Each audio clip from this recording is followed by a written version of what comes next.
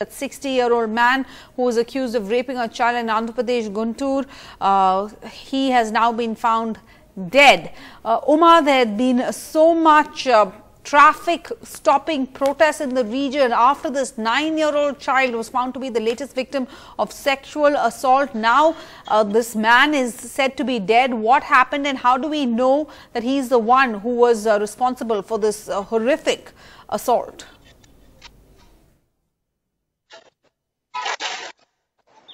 In a sense, the man himself has confessed to his crime in a last conversation that he had with a relative friend. In fact, he has said that he has done something that has not left him in a position to show his face to anyone. This person, relative who is talking to him, is telling him that come back and we will do something about it. He says, no, I am ashamed of myself and that I have not left my son in a position to live in the same village. And if I had done something that did good to about 10 people, I could have come back with my head held high, but now I cannot.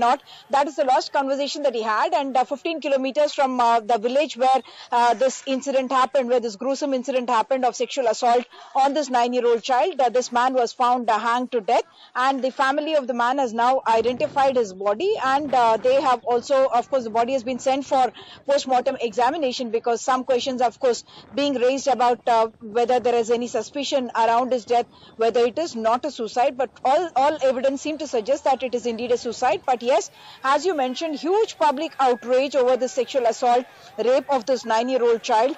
The very evening that it happened, after it became public, people came onto the roads and they stayed on the roads without any political kind of party getting into it. The locals came out and they said this is not acceptable to us. We want him arrested immediately.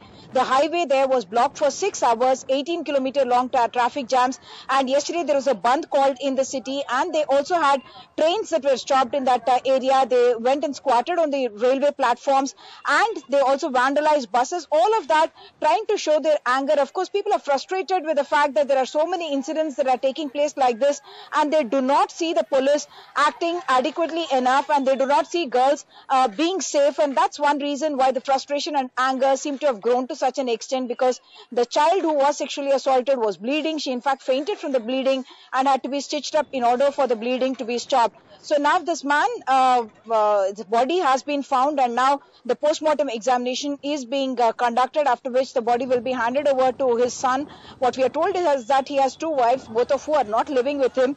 But this man certainly someone who in a sense has invited the wrath and anger of the entire community there, and he in a sense has expressed regret and remorse, if at all that is enough, for what he has done in that last conversation.